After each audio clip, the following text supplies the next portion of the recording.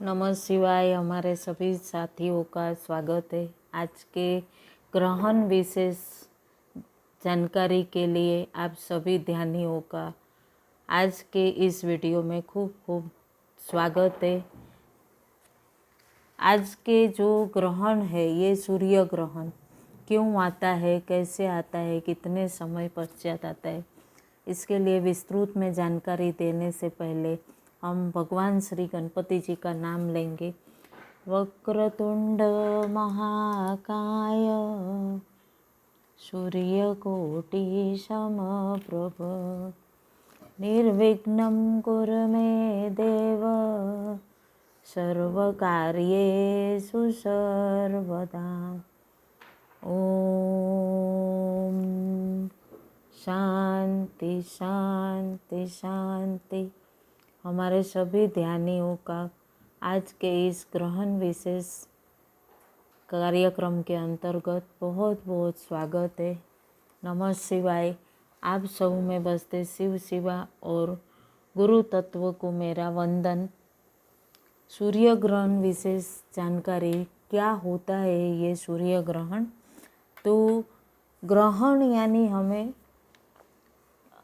सब चीज़ ग्रहण करना। हम बार बार बोलते हैं ना, हमने भोजन ग्रहण किया, प्रसाद ग्रहण किया। तो ग्रहण मतलब अपने को अपने अंदर लेना। अपने अंदर क्या लेना? तो हमें जो शुद्ध भाव रहता है अपने अंदर, कोई भी प्रकार की नकारात्मक ऊर्जा नहीं, किंतु शुद्ध भाव, एक पॉजिटिव वाइब्रेशन, एक पॉजिटिव विचार, वो हमें अपने अंदर ग्रहण करने, इसको हम सरलता से देखें तो ये ग्रहण है। तत्पश्चात अगर देखें तो स्वीकार करना, स्वीकार भाव हमारे में होना चाहिए। बहुत ध्यानी और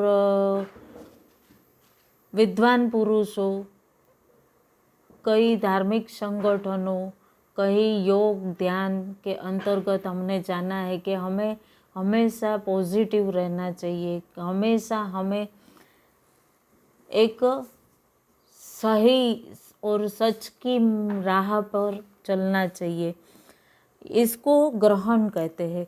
ग्रहण करना कितना आसानी से हम इस शब्द को आसानी से अगर ध्यानियों लेते हैं, फिर कहीं ना कहीं हमें ग्रहण के बारे में बहुत सारा हल्ला हो जाता है कि आध्यात्म में इतना सरलता से ग्रहण को बताया गया है, और कहीं जैसे भौतिकता में देखने जाते हैं तो उसमें ग्रहण को बड़ा ही एक नेगेटिव रूप से दर्शाया जाता है। दूसरा ये होता है कि कई लोग की धारणा अलग अलग होती है ग्रहण के संदर्भ में। तो वैज्ञानिकों ने जिस आधार पर कहा है कि पृथ्वी है वो चंद्रमा की परिक्रमा करती है और चंद्रमा है वो पृथ्वी की परिक्रमा करते हैं, और चंद्रमा और पृथ्वी के बीच में जब सूर्य देव आ जाते हैं और तब ये ग्रहण, सूर्य ग्रहण जो दिन में रहता है और वो ग्रहण कहलाता है। और सूर्य के जो प्रकाश रहता है, सूर्य देव का एक ही जो है कि उन्हें सबको देना, कितना प्यारा ये है सूर्य देव का कि उन्हें सिर्फ सबको बांटना है, देना ही है, सिर्फ देना जानते हैं।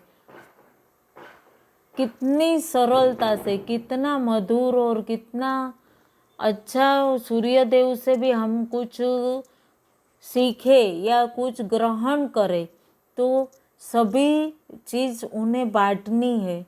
समस्त यहाँ अस्त हुआ, सूर्यास्त हुआ, लेकिन वो और कहीं देश में और कहीं प्रांत में सूर्य उदय होता है। मतलब उन्हें तो 24 घंटे आराम ही नहीं, कितना अगर लेने जाते हैं तो हमें सूर्य देव से कितना कितना कुछ सीखने, कितनी सारी उनमें पॉजिटिव ऊर्जा रहती है जो हमें लेनी चाहिए। और इसमें हमें कहीं भी कोई भी नकारात्मक सोच इसमें दिखती ही नहीं है। कितना दिव्य सूर्य देव का जो प्रयत्न है, प्रयास है, जो उनकी ऊर्जा है वो कितनी दिव्य होती है। और इसमें हम अगर देखने जाते हैं तो जब सूर्य देव के बीच में चंद्रदेव आ जाते हैं पृथ्वी और सूर्य देव के बीच में, तब वो सूर्य देव तो देना ही जानते हैं, तो वो अथाग प्रयत्न करते हैं और अपनी रश्मिकाओं के द्वारा दिव्यता से अपनी ऊर्जा समग्र ब्रह्मांड में निरंतर भेजते ही रहते हैं, कोई न कोई प्रयास से। जैसे हम एक उदाहरण के तौर पे ले ले तो दो व्यक्ति है, वो गेंद से खेल रहे हैं, बॉल से खेल रहे हैं, और बीच में उनसे भी थोड़ा ऊंचाई से व्यक्ति आ जाए, तीसरी व्यक्ति, और वो उनके बॉल को डालने के बीच में खड़े रह जाए स्थिर बन के, तो उन लोग कैसे यहाँ वहाँ लेफ्ट राइट कहीं ना कहीं होकर भी उन्हें जो संकेत बॉल के माध्यम से पहली व्यक्ति को दूसरे को देना है तो तीसरे को इग्नोर करके भी वो देंगे ही। यही है कुछ सूर्य देव का भी, कि वो हर हाल में हमें कुछ न कुछ देना चाहते हैं। ये ग्रहण के लिए भी बहुत दिव्यता से हम अगर जानेंगे तो कि क्या पौराणिक दृष्टि से अगर हम देखने जाते हैं तो कि इतना सरल है इनका कि जब समुद्र मंथन हो रहा था, समुद्र मंथन के दौरान लक्ष्मी जी अमृत कलश लेके जब धन्वंतरी देव निकले समुद्र मंथन के दौरान, तो देवों के साथ साथ असुर थे, वो उनके साथ ही बैठ गए हुए थे। और उन्होंने वो असुर जो थे वो स्वरभान नामक असुर थे, वो पूरा अपना भेष बदल कर एक देवत्व स्वरूप करके देवों के बीच में बैठ गए थे उनके पंगत में। और वो उन्होंने जैसे ही अमृत का कलश उनके हाथ में आया, तब भगवान श्री हरि विष्णु ये जान गए थे कि किस प्रकार से ये असुर है, स्वरभान असुर है। और उन्होंने जैसे ही मुख पे अमृत का कलश लगाया, वैसे ही उन्होंने अपने जो कलश है वो भगवान श्री हरि विष्णु ने उनके हाथ से छीन लिया, और वही टाइम पे अपनी तलवार निकाल कर उनको सर और धड़ अलग कर दिया, धड़ से अलग कर दिया। फिर भी जो मुख में 2-4 बूंदे अमृत कल की गई थी वो उनके कंठ से नीचे धड़ तक पहुंच चुकी थी। तो वो जो असुर स्वरभान थे वो मरे नहीं, और एक जो सर का जो सिरा था वो राहु बना, और जो धड़ था उनका वो केतु बना। और कहते हैं कि ये जब चंद्रमा और पृथ्वी के बीच में, सूर्य देव और पृथ्वी के बीच में आते हैं तब ग्रहण होता है। इसे भी कई प्रकार से ग्रहण कहा जाता है। और एक ग्रहण के लिए कथा महाभारत के युद्ध के समय की भी मुझे याद आ रही है कि महाभारत का जब युद्ध हो रहा था तब जयद्रथ सभी को पांडवों में से सभी को रोज हत्याएं होते जा रही थी। एक तो उनका सैन्य बहुत कम था, तभी धीरे धीरे करके सैन्य नष्ट हो जाएगा और भगवान श्री कृष्ण के सामने अर्जुन ने एक शपथ ली थी कि आज संध्या तक मैं जयद्रथ का वध करके ही रहूँगा। वध तो करना था उन्हें, लेकिन क्या हुआ उस समय कि प्रभु ने शाम हो रही है ऐसा, जयद्रथ वो गुफा में तप करने बैठ गए थे और उन्होंने कहा कि सूर्यास्त के बाद मैं बाहर निकलूँगा तो अर्जुन के सामने ही नहीं पड़ूंगा, तो अर्जुन को तो ऐसे ही खुद को ख़त्म कर देना ही है, ये बात हो रही थी। तभी भगवान श्री कृष्ण ने छल से पूरे बादलों के बीच में सूर्यदेव को छुपा दिया और तभी गुफा से जयद्रथ बाहर आते हैं और बोलते हैं कि संध्या हो गई, संध्या हो गई, मैं मुक्त हो गया, मैं बच गया, मैं बच गया, ऐसे करके जोर जोर से रण मैदान में आ जाते हैं और बड़े कटु हास्य से जोर जोर से अट्ट ध्वनि में वो मुस्कुराते चिल्लाते बोलते हैं अर्जुन को। और तभी भगवान श्री कृष्ण ने बादलों में से सूरज देव को निकाले, सूर्य देव को, और फिर देखने जाते हैं और वही टाइम वही समय अर्जुन ने अपना तीर निकाला और कितना दिव्यता से जयद्रथ का वध किया। और ये हमें हमारी पौराणिक जो महाभारत की और कई ऐसी कथाएं हैं जिनके द्वारा हमें बताया जाता है कि किस प्रकार से हम नकारात्मकता को दूर कर कर कैसे हम पॉजिटिव हो सकते हैं। प्रयत्न करते ही रहेंगे दिन रात, तो एक ना एक दिन हम ज़रूर सफलता को छुएंगे। ज़रूर हम आत्मा ने जो उद्देश्य लेके जन्म लिया है उस उद्देश्य को दिव्यता से वो आत्मा प्राप्त कर सकेंगी।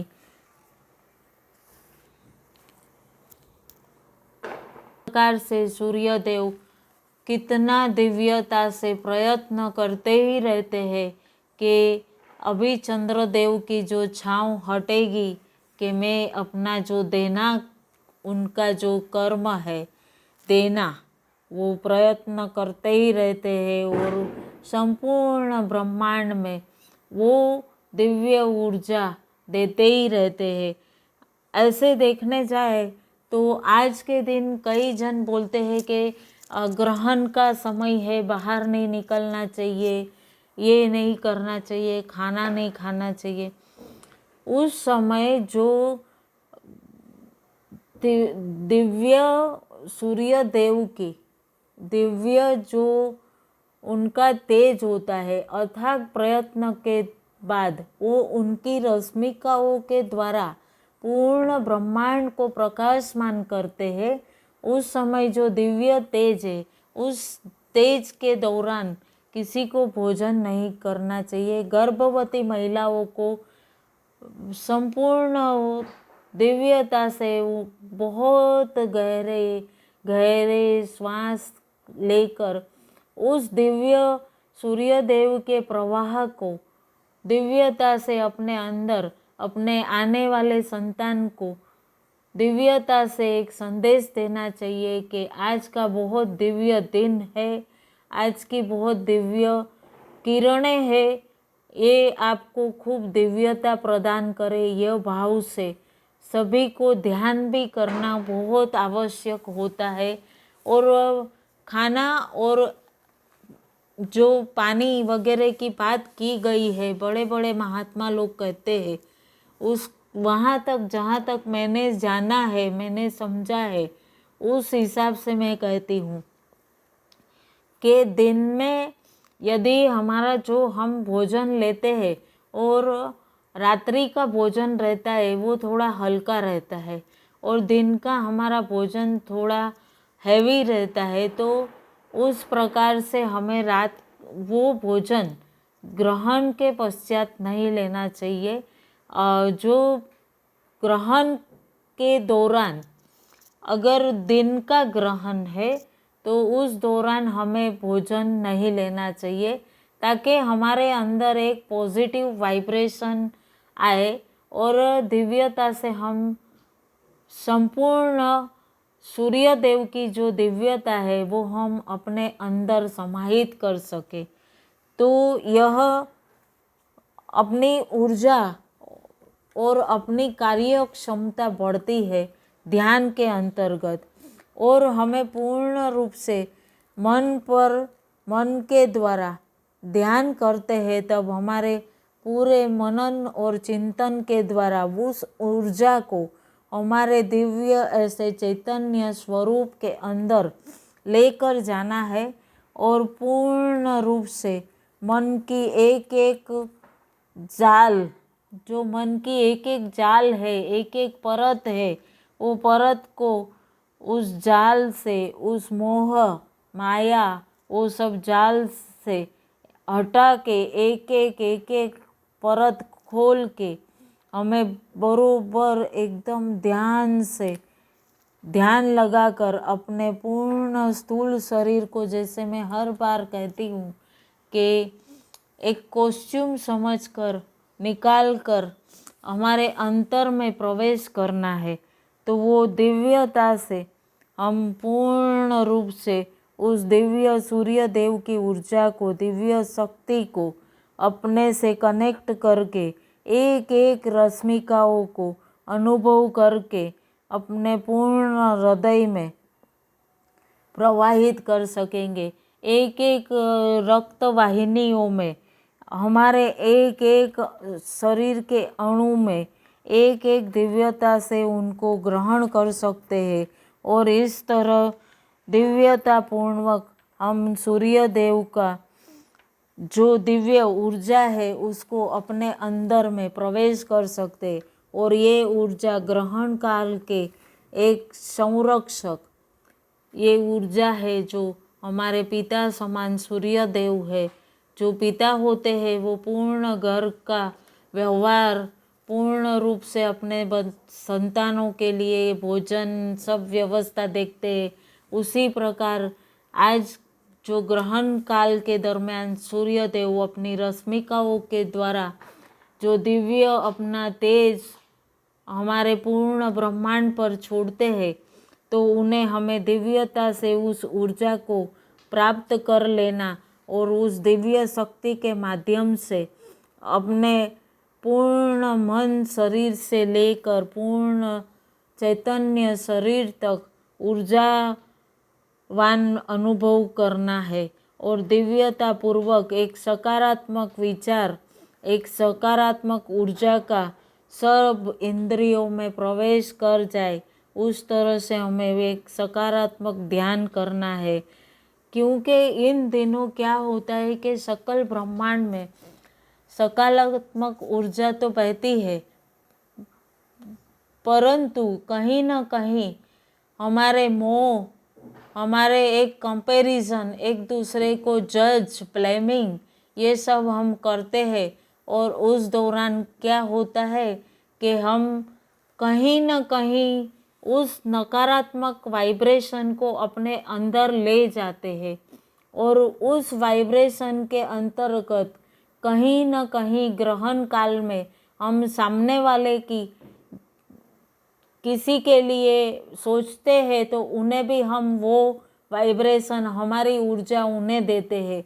उस नेगेटिव ऊर्जा का प्रभाव बहुत गलत पड़ता है, और कहीं न कहीं हम उन सामने वाले के जिनके बारे में हम सोचते हैं, जिनको जज करते हैं, जिन पे ब्लेमिंग करते हैं, उनके वाइब्रेशन को भी हम नेगेटिव कर देते हैं। तो हमें ये सब एक सकारात्मक सोच के द्वारा अपने अंतर मन में ध्यान पूर्वक एक एक ऊर्जा को दिव्यता से ग्रहण करना है, और ये दिव्यता पूर्वक ध्यान करके ग्रहण के अंतर्गत आप सभी साधक दिव्यता से ध्यान करके आज के ग्रहण की दिव्य धन्यता प्राप्त कर सकते हैं। और आगे भी विस्तृत जानकारी मैं देते रहूँगी। और आप सभी साधकों के कहने और एक सुझाव के अनुसार मैंने आज हिंदी में अपना सेशन लिया है। आप बताइएगा आपको पसंद आए तो मैं आगे भी इस तरह से लूँगी। और प्लीज़ आप लाइक शेयर और सब्सक्राइब करना न भूलें और ध्यान करते रहे। और एक पॉजिटिव वाइब्रेशन के साथ आप सभी ध्यानी और साधकों को मेरा वंदन है। आज की ये साधना मैं आप सभी साधकों का, सभी ध्यानियों का मैं खूब खूब अभिवादन करती हूँ। और आप सभी में बसते शिव शिवा को और गुरु तत्व को मेरा वंदन। नमः शिवाय।